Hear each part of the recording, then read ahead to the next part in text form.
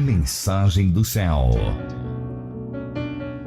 Vamos lá, queridos, nós não paramos, né? Não paramos, né? Esse telefone que você está falando não é do ministério, tá? Isso aí é o meu pessoal, o do ministério é que eu te perdi os contatos, tá bom?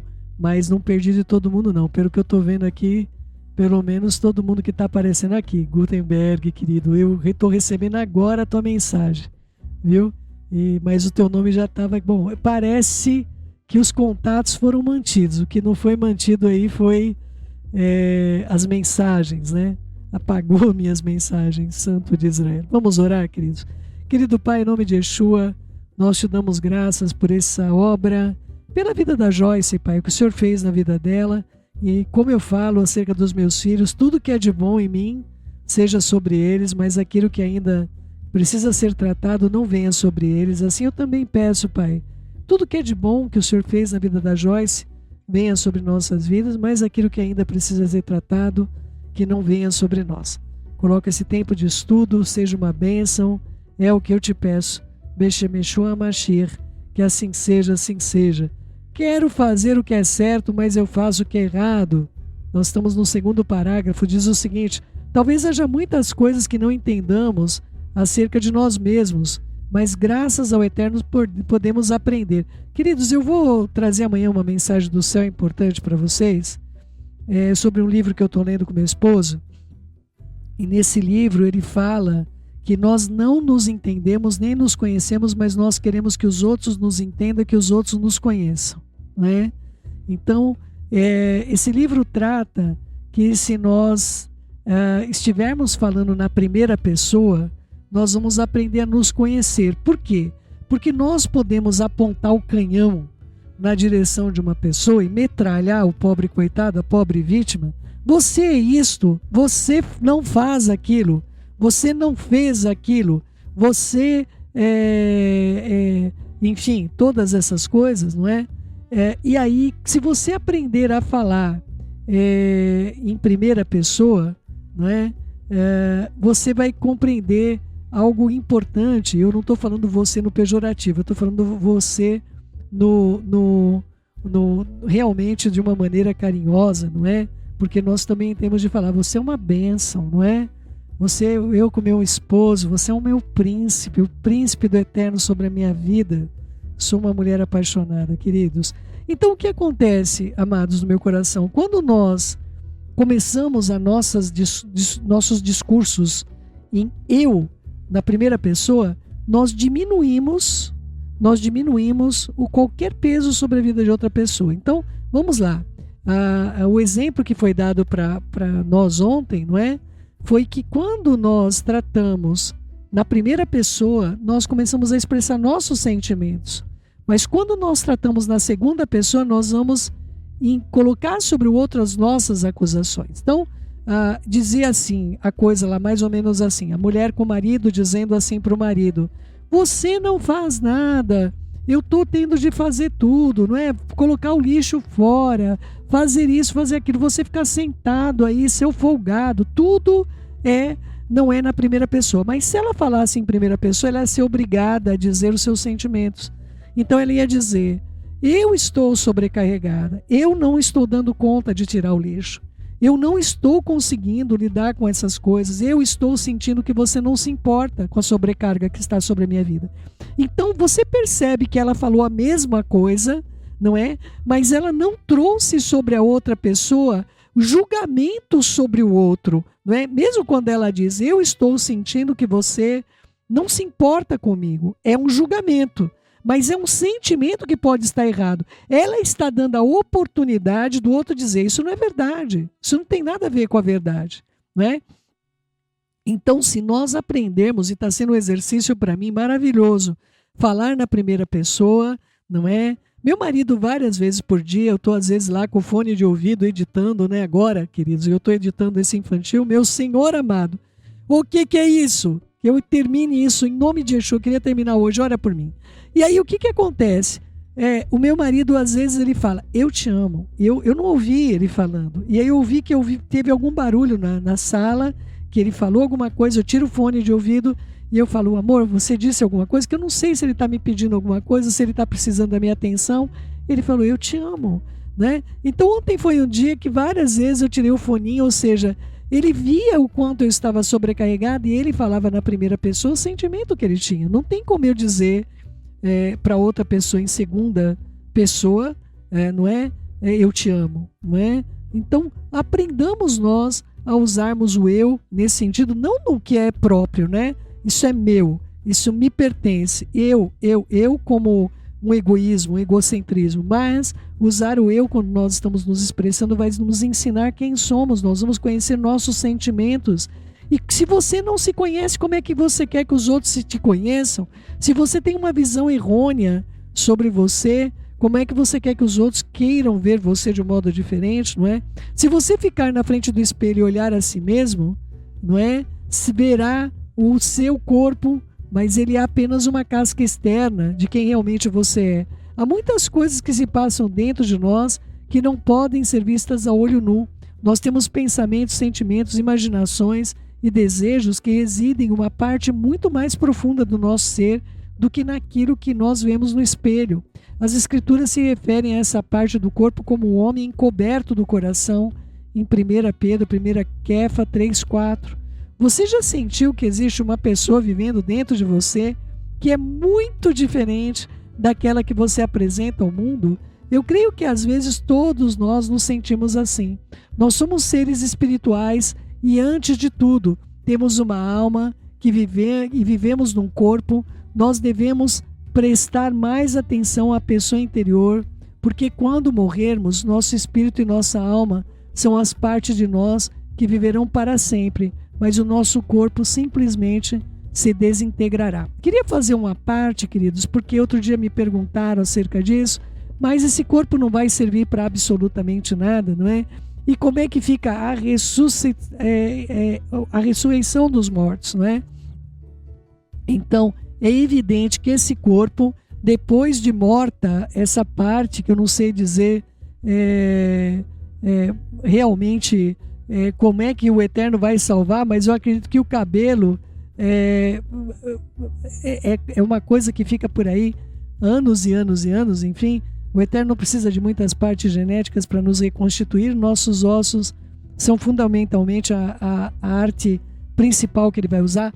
Nada do que o Eterno fez será inútil, queridos. Ele vai usar todas as coisas. Eu creio na ressurreição dos mortos, eu creio no Vale dos Ossos Secos, eu creio que os corpos vão ser refeitos de uma maneira diferente do que nós somos hoje, mas eu creio nessa estruturação de uma nova vida que será com base nessa vida aqui, e que por isso ela tem um fenômeno de ser uma referência para a vida eterna, não é?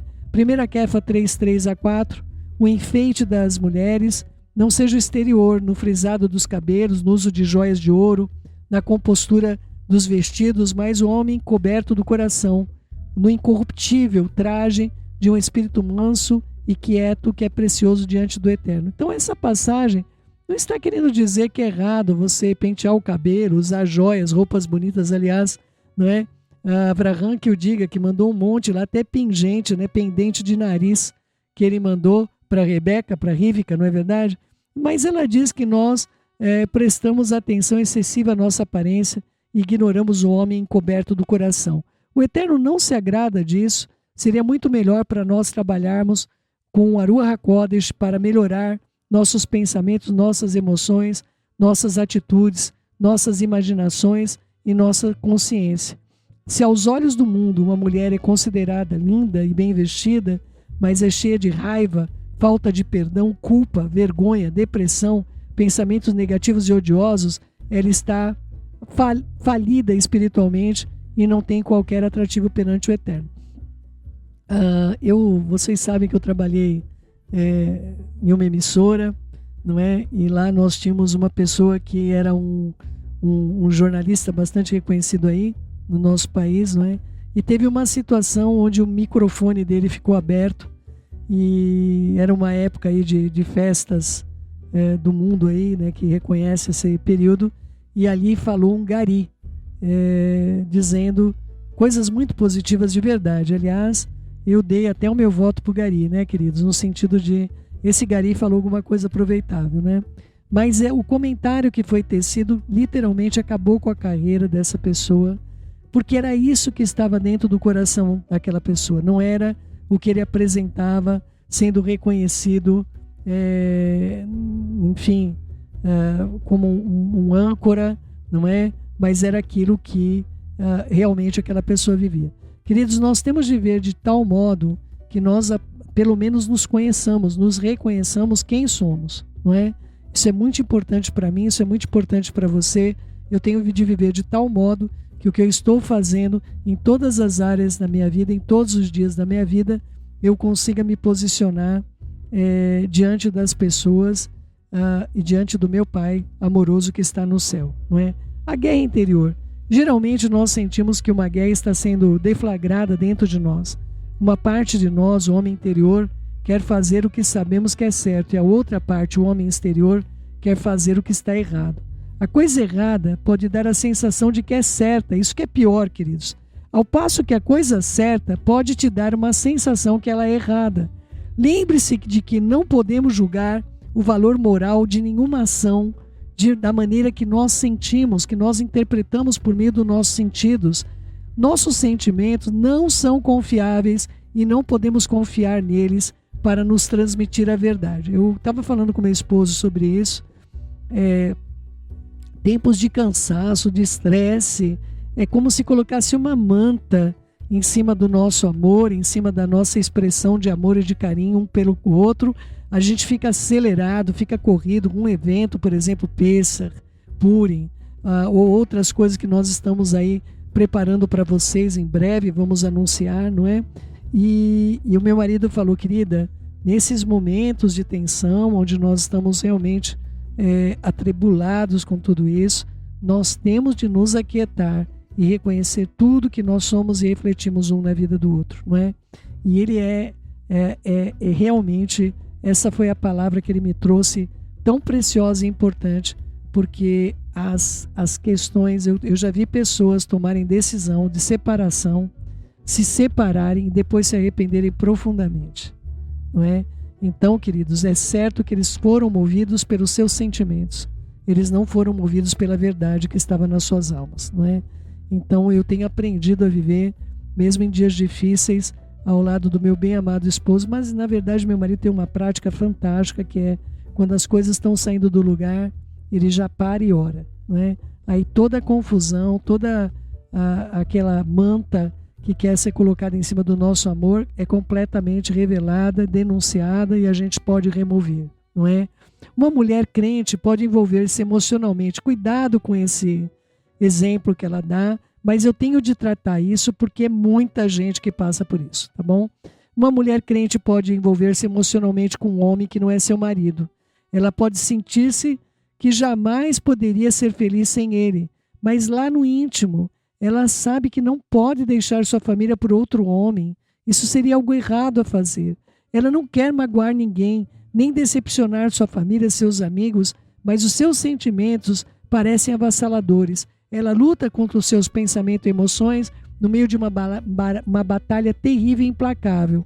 Ela se convence em fazer a coisa certa, mas quando pensa naquele homem ou vê, ela volta a sentir que não pode ser feliz sem ele. Parte dela quer fazer parte do que sabe que é certo, mas parte dela quer fazer parte do que sente vontade, embora saiba que isso é errado. Ela se pergunta, e talvez outras pessoas diversas vezes podem dizer, por que eu me sinto assim? Talvez deseje não sentir o que sente, mas então pensa, como isso pode ser errado se eu me sinto tão bem com isso? Isso para mim então é certo. E ela começa a justificar seus atos, dando desculpas e colocando a culpa nos outros. Ela diz que o seu marido não entende e nunca será disponível emocionalmente a ela, se sente solitária e se convence de que se casou com o homem errado. Esses argumentos certamente parecem razoáveis, mas ainda existe algo dentro dela que não quer deixá-la ir sem lutar. O Espírito do Eterno, que habita no seu espírito, que está trazendo a convicção do pecado e tentando convencê-la a seguir na direção da sabedoria, em vez de seguir as suas próprias emoções. A mulher é crente e tem conhecimento razoável da palavra do Eterno. Como crente no Messias, ela tem um espírito renovado. O Eterno deu um novo coração e colocou o seu espírito dentro dela.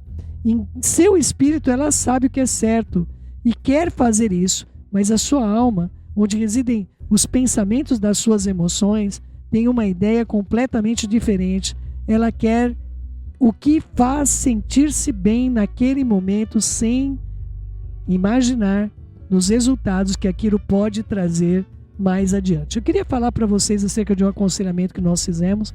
Uma pessoa casada há quase 37 anos, conheceu uma mulher na internet, ficou lá de conversa com a mulher na internet, marcou encontro com a mulher.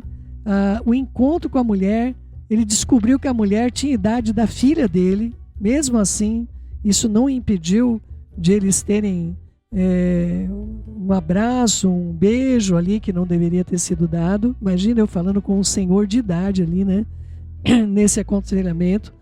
E ele me falando, mas eu só quero ser feliz, eu só quero... Imagina, a esposa dele é uma mulher admirável, não é? Ele já é falecido, mas a esposa dele é uma mulher admirável, uma mulher que todos que a conhecem sabem que ela é uma mulher extremamente virtuosa. E a esposa lidando com aquilo, falando comigo, como é que eu lido com isso? Um homem dessa idade, não é? E nós estamos juntos praticamente quase 40 anos e agora ele se encanta com uma menina da idade da nossa filha, não é?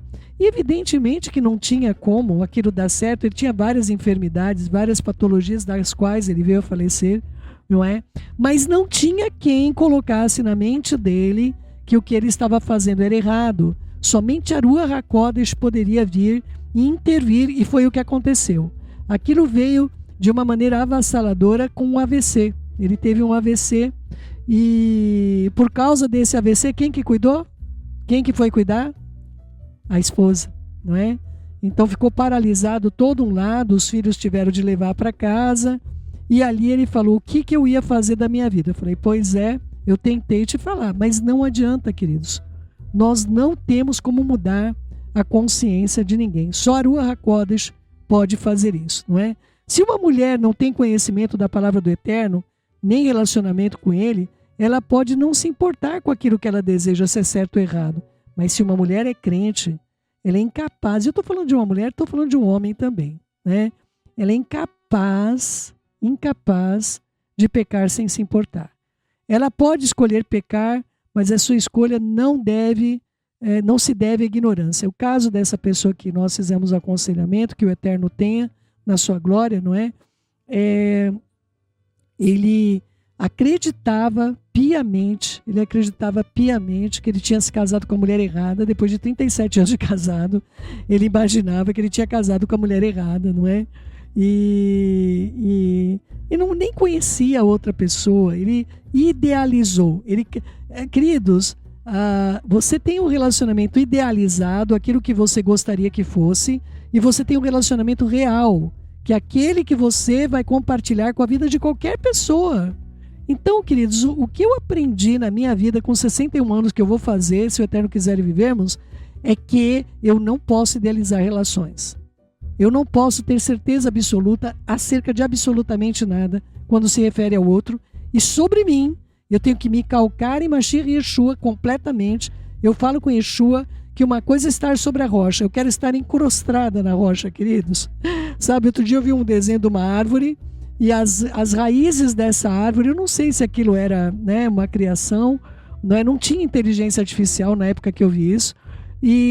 As raízes da árvore, elas ficaram em cima da rocha completamente até conseguir chegar na terra, né? Falei: Senhor, essa sou eu. Eu quero estar completamente envolvida nessa rocha que é o Senhor, porque eu não sei viver, Senhor. Eu não sei viver, eu dependo completamente de Ti.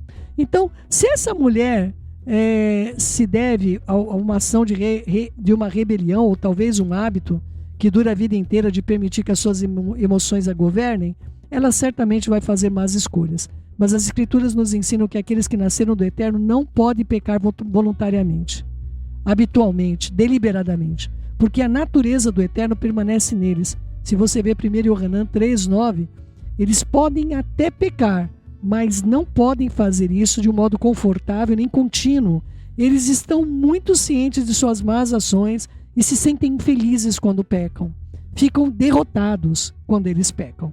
O Filho do Eterno frequentemente descobre que fazer o que é certo e errado ao mesmo tempo é possível. No seu espírito renovado, sempre vai tender e ansiar pela santidade e justiça, mas a alma carnal ainda anseia pelas coisas do mundo. E até Shaul HaShaliach, o apóstolo Paulo, descreve acerca disso, de sentir o mesmo em Romanos, no capítulo 7, ele diz o seguinte: pois o que faço eu não entendo, porque o que eu quero, isso eu não pratico, mas aborreço e mesmo assim eu faço. Romanos 7, versículo 15. Shaul HaShaliach, apóstolo Paulo, prossegue no mesmo capítulo explicando mais acerca do que sentimos, ao dizer que ele tem intenção e o ímpeto de fazer o que é correto, mas que fracassa quando vai executá-lo. Ele deixa de praticar o bem que deseja fazer e, em vez disso, acaba praticando o mal. Felizmente, por volta do final do capítulo, Shaul HaShaliach, o apóstolo Paulo, entende que somente Yeshua pode libertá-lo das suas ações carnais se deixarmos que ele viva em nós. Então, quando nós continuamos estudando sua vida, nós percebemos que ele se desenvolve em nós e a capacidade de nós dizermos não ao pecado, a nós mesmos, que é justamente isso que ele queria. Se não tivesse de acordo com a palavra do Eterno, ele faria, não é? Então, Shaul HaShaliach, apóstolo Paulo, entendeu que depender do Eterno é a única maneira de termos forças para seguirmos e também podemos escolher pela sua vontade sempre em nossas vidas o que é certo, independentemente daquilo que nós sentimos e nós achamos que é melhor para nós. Paulo disse que morria diariamente, o que significa que ele morria para os próprios desejos, seus sentimentos carnais, enfim, porque ele desejava glorificar ao Eterno. E eu vos declaro, irmãos, que eu morro todos os dias. 1 Coríntios 15, 31. Então, essa questão de nós morrermos para nós mesmos é algo, queridos, extremamente prioritário e importante na nossa vida. À medida que eu descubro que algo está vivo ali, outra coisa, amados, né?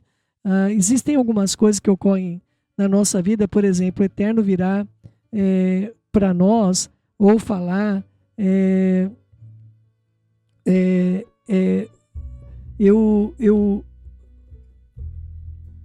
eu tenho a colocação clara no meu espírito, que nós podemos viver em novidade de vida, entendendo tudo que nós temos que sacrificar. E algumas vezes, por exemplo, quando o Eterno manda a gente mudar de lugar, manda a gente mudar. Queridos, vocês acham que eu quero? Vocês acham que eu tenho desejo de mudar? A gente morava na nossa casa, a gente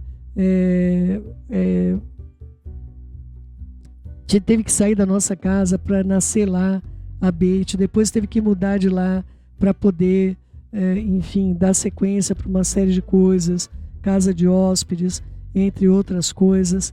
Então, que o Eterno traga para você a compreensão de que se nós não abrirmos a mão da nossa vontade, nós não vamos poder escolher o melhor do Eterno sobre nós. Yeshua, ele tem falado comigo sobre algumas coisas que às vezes eu programo, né? Não, querido, nós vamos ter uma semana para nós vamos estar juntos, vamos dar uma paradinha, vamos poder desfrutar da nossa comunhão, enfim, e dá tudo errado, queridos. Acontece de tudo e aí a gente chega à mesma conclusão, não é? Seja feita a tua vontade e não a nossa, não é? Então que o Eterno traga para você toda a sabedoria, todo o discernimento procedente dele, em nome de Yeshua, viu? Então vamos lá, queridos. Nosso tempo se esgota, mas a gente volta com mais na próxima semana com você.